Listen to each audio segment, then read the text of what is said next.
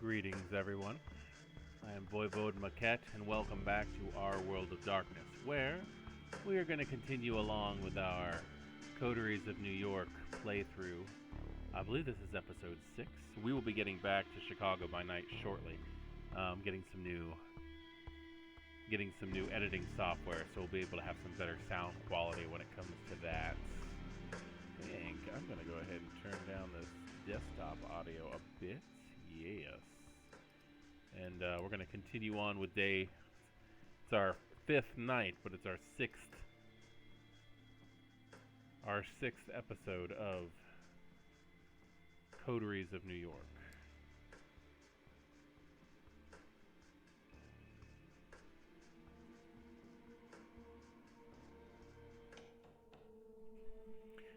Not long after you wake up tonight, Gregory knocks on the door of your apartment. Hey. I came to pick you up. Miss Langley wants to see you.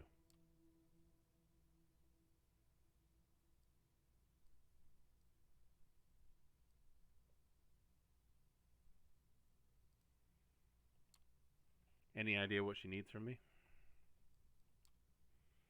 I'm not in the position to ask. He smiles politely. The car is waiting. Shall we? You wrestle with the same thought as a few nights ago. Maybe you should just leave. Disappear. Let Sophie find somebody else to employ.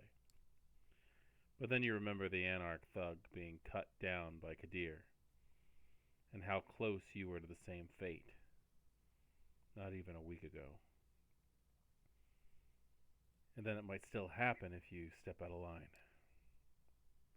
You follow suit. As with your previous visit here, Sophie seems not entirely present when you enter. Her eyes are locked onto one of the paintings in the room. You're pretty sure it was here earlier, but she's behaving as if she's seeing it for the first time in her life. Entirely entranced. Gregory clears his throat. Sophie turns to both of you, a bit of irritation on her contestants that soon gives way to a pleasant, warm smile. You're here. Excellent. Thank you, Gregory. Her driver leaves and she turns her attention to you. I hope you've had a few good nights and made some new acquaintances, but I have to say, I'm happy to see you, Eric. Thank you for coming. The change in mood of the room is so sudden and startling, it makes you consider the true power of vampiric charisma. Rationally, you know you're being manipulated, but you don't even care. Her eyes, her motions, her entire body language all feel 100% genuine in expressing legitimate interest in you and your well-being. I have a request for you this night. I need you to find somebody for me and make a delivery. She points to the statue at the side of the room. You notice a plain-looking flash drive on the edge where the inanimate archer's bow touches the pedestal. The man you'll be looking for calls himself Kaiser. That's Kaiser. The man that you're looking for calls himself Kaiser. He has eyes and ears all over New York. It's rare for something to happen here without his knowing. I need you to take this flash drive and bring it to him. In exchange, I will give you an address, which I need to know as soon as possible. In exchange, he will give you an address. You're about to ask what's on the drive, but Sophie proves to be one step ahead of you. Oh, and don't worry about the contents. They are encrypted. A precaution for if it falls into the wrong hands, but it won't. Correct? She gives you a smile that just a handful of nights ago would have made you feel like melting. Oh, and Eric.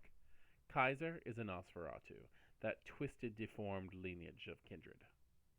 He's old, and his age has made him even more paranoid than others of his clan tend to be. He holds many havens and changes them often. From what I've gathered, he or one of his servants should be found at the park on Coney Island tonight. You'll have to identify them somehow. I told Kaiser he spent many of his nights these past few years being driven around the city in a black limo. Maybe keep an eye out for it. That smile again, but much shorter.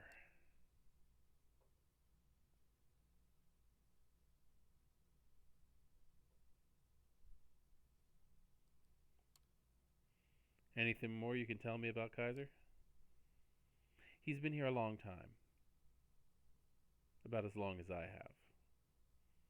He got into a lot of trouble for exchanging information with both the Anarchs and the Camarilla in the past, but ultimately got off scot-free. Kaiser's web of information proves to be strong enough to shield him from the consequences of playing both sides. Some say that's the best proof of his abilities. In any case, be careful when talking to him. He's very particular about everyone's etiquette except his own. Good night, and good luck. She flashes one last smile at you and turns back to the painting, clearly done with the conversation. You pocket the flash drive and head out towards Coney Island. It takes you the better part of an hour to reach the lights and sounds of the Coney Island amusement park from the city. The drive is almost pleasant this time of night. Thank God for Belt Parkway.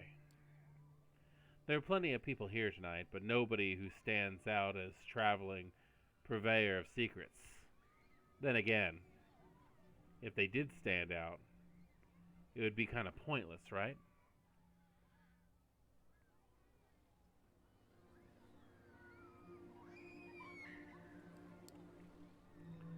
Nothing to do but figure out the right approach.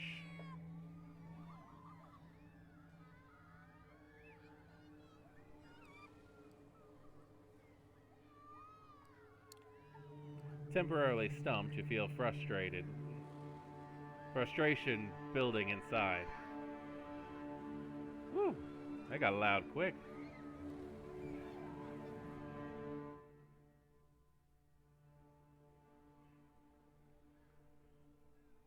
Temporarily stumped, you feel frustration building inside. You've come to recognize what this is. Hunger, the beast, calling to indulge your vice and lash out. It has to be silenced. You take a short walk away from the lights into one of the less frequented, poorly lit areas and see if any options reveal themselves. One does. An older bum has settled himself in a small niche between buildings and has just begun loudly but incoherently praying. Hard to say who he's praying to, but he's entirely engrossed. Good for you. He barely sees you coming, and you bite down, trying to ignore the smell of unwashed body and soiled blankets underneath. The taste is... Hold up. That's familiar. Yeah. This guy's on a party pill, or two, or you stop drinking. You feel woozy, but happy. The world spins a bit, then starts spinning the other way. You get it under control. And then you don't. You feel your thoughts scattering in all directions, every detail of your surroundings turning into a potential fascination.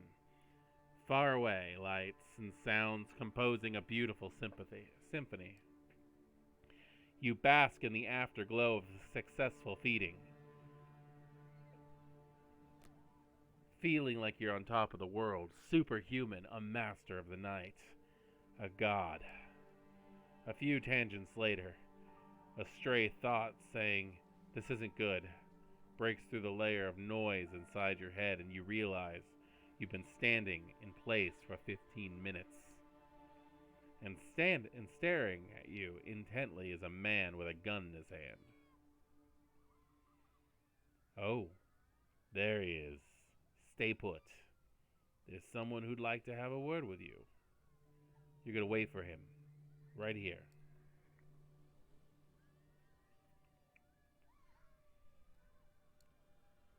Who's the guy I'm meeting? Your words come out slurred but coherent. Somebody who's gonna be pretty pissed that you hunted in his domain. Buddy, gotta tell you, I'm not envious. The hum of a car engine and a soft screech of brakes reach your ears. The headlights of a black limo pierce the night.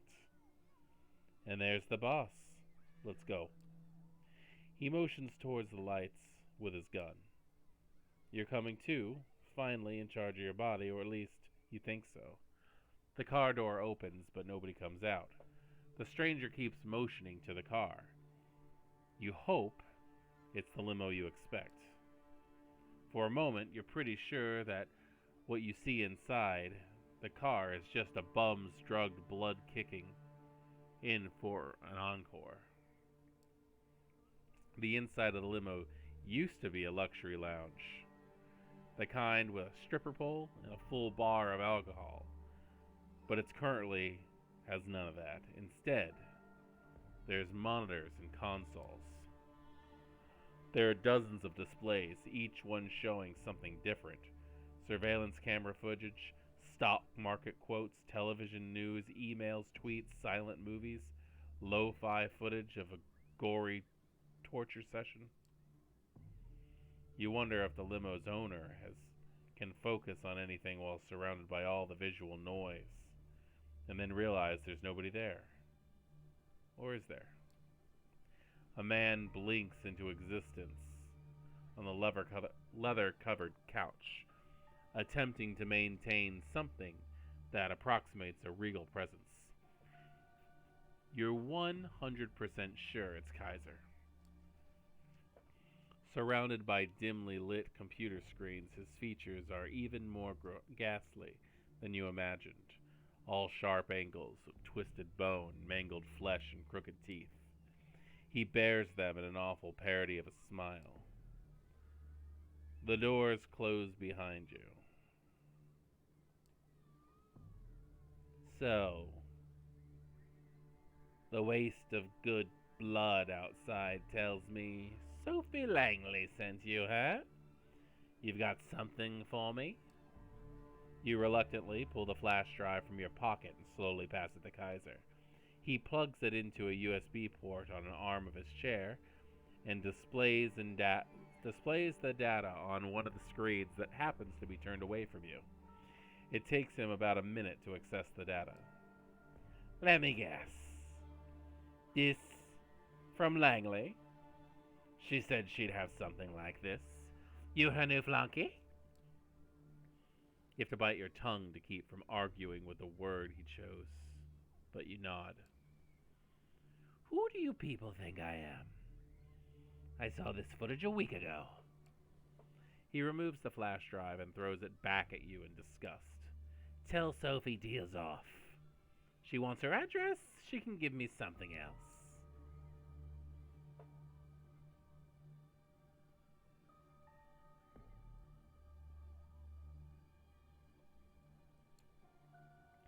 I'm sorry this proved disappointing to you, Mr. Kaiser. Can I do something to make it up to you? He seems genuinely impressed. Now that's what I like to hear. Yes, in fact, I was just about to mention it. I have something in mind. We'll talk again soon. Do that for me. The address is yours. Now, would you be so kind as to get the fuck out of my car? You're pretty sure you're done here. Get out, close the door behind you, and the car immediately starts backing up. The opaque windows slide past you, and soon the limo is on its way. Kaiser's lackey is nowhere to be seen, so you make your way to the car and drive back, wondering what tomorrow brings.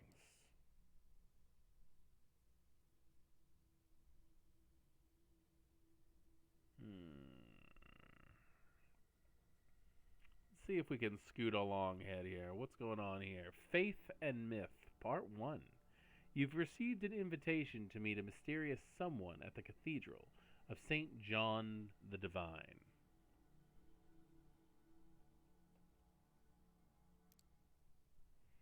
You haven't been to a church since you became a vampire, or kindred, as the euphemism goes.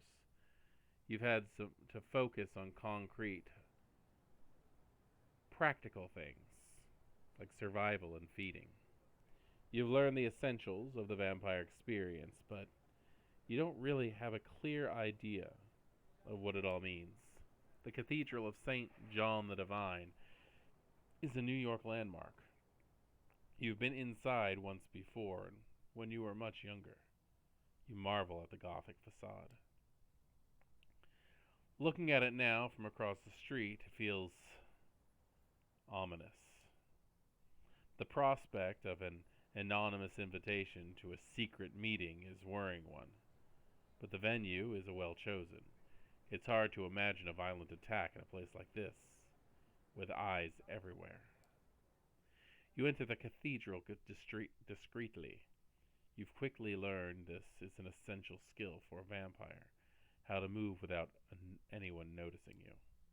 The full force of the cathedral's architecture hits you as a walk between the pews. If the architecture meant to create the feeling of being small in the face of God's glory, mission accomplished.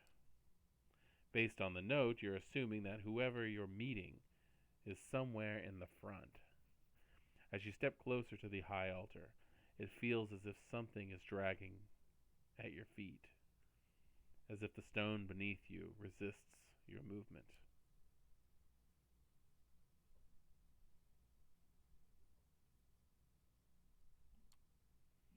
It's been a long time since you prayed. You wonder whether God still listens to creatures like you.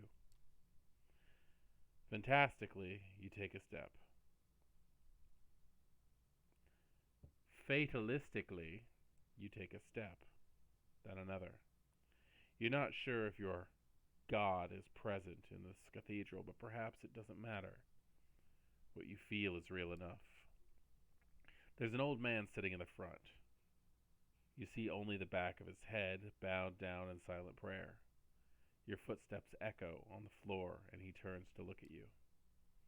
You can't take your eyes off him. He's tall, dignified, white hair, balding. A few strands escaping at the sides. He's wearing glasses and simple clerical clothing. His eyes are warm and pale, too kind for someone like you. Something is wrong.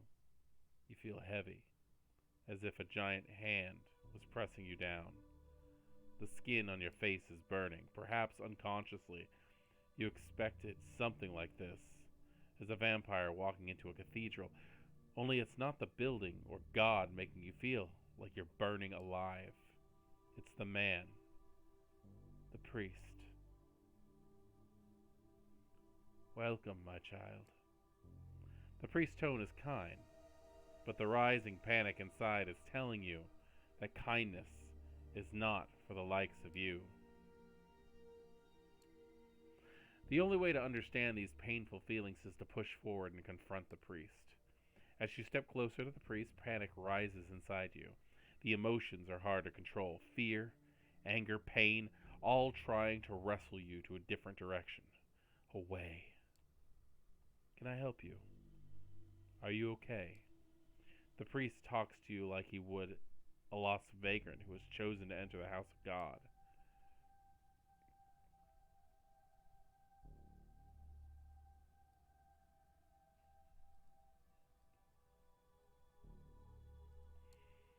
How are you doing this?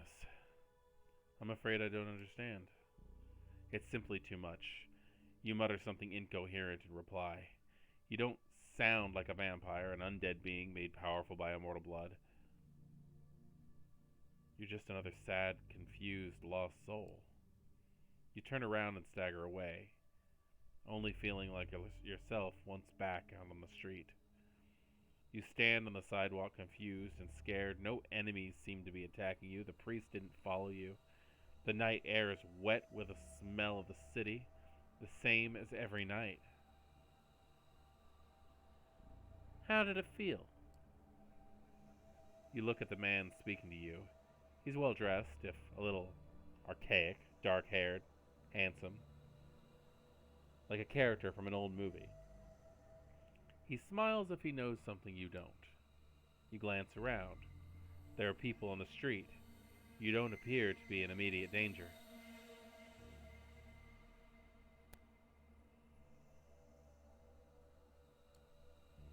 Why does it hurt so much?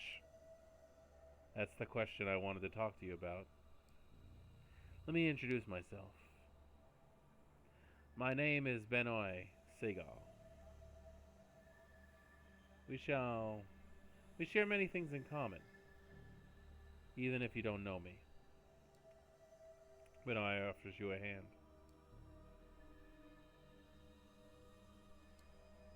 Benoit's handshake is firm and dry. He looks at you intently as if trying to find something in your eyes. Would you mind sitting with me for a moment?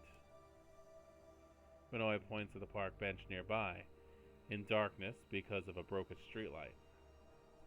Wary, you decide to follow him. Only an enemy totally unconcerned with the masquerade would attack you here. Benoit sits down. You follow suit. For a moment, you both contemplate the cathedral in silence. I know how it feels. What you just felt, I've experienced myself many times. For a moment, you consider how to respond. It's clear Benoit sent the invitation to come here and orchestrated this little setup.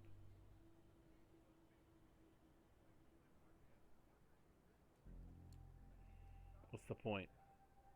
Why did you go out of your trouble to get me here? We share a connection, you and I. I'll explain it later, but right now, the important thing is that it's much easier to show than tell. I wanted you to meet Father Anthony, or see him, experience him. Did you wonder why it felt like that?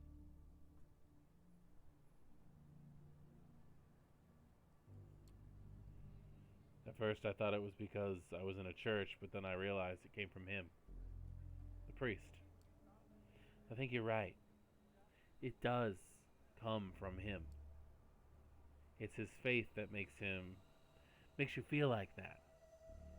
He's safe in his belief, while you are one of the damned. Do you ever wonder what's the role of a vampire in God's creation?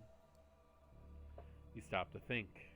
Of course you've wondered what it's all about, whether it's about God or nature. You don't really know what being a vampire means.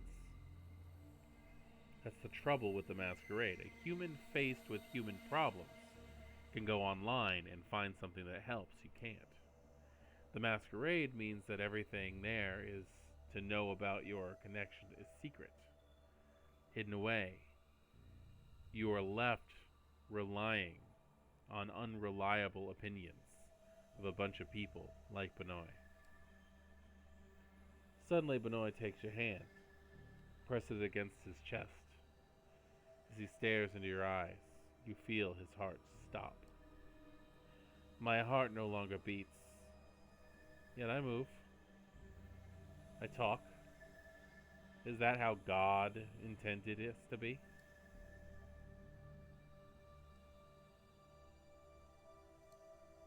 Well, I don't believe in the supernatural. There's a natural explanation for all of this. We just don't know it. Maybe there is. I don't know either. But I know that Father Anthony's faith is real. Sometimes I'm skeptical too. But in Father Anthony's presence, I know faith is real. I know it because it hurts so much. But perhaps you have questions about faith and our kind.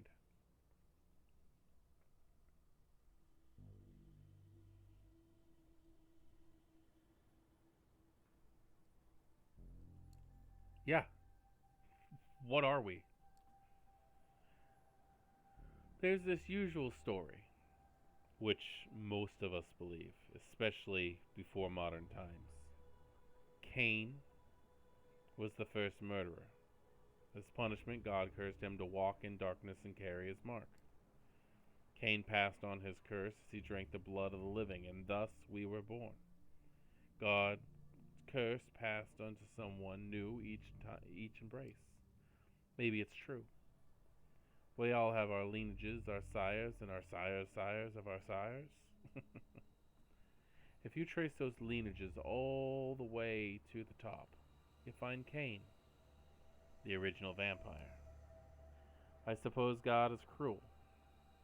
The curse perpetuates itself, leading to new evils.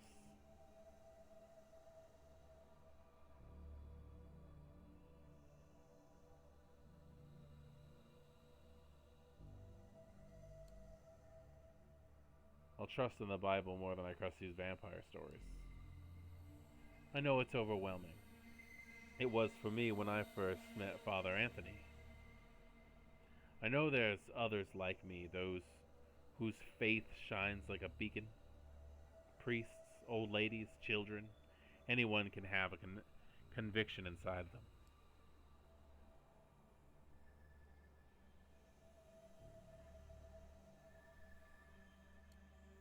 This is too much.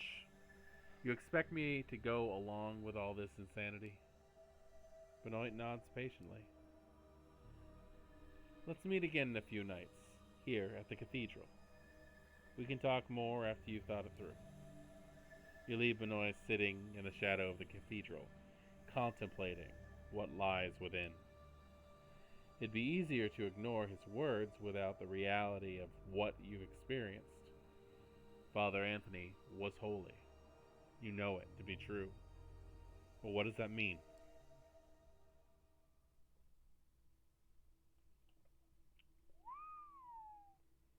It's a kind of magic.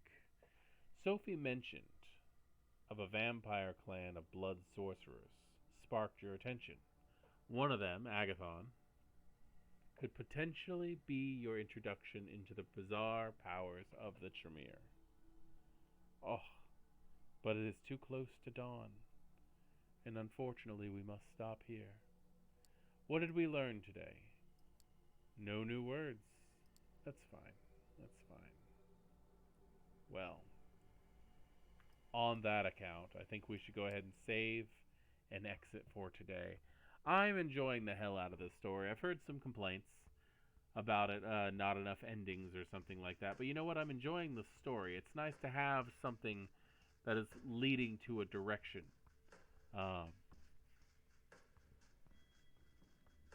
So yeah, I'm excited about this.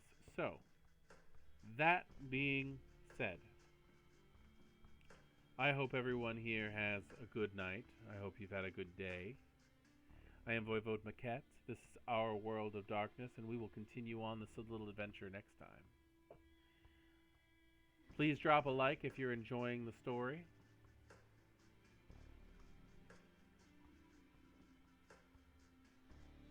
Share if you know anybody who might be interested in it also. And subscribe if you'd like to see more World of Darkness content. Have a good evening.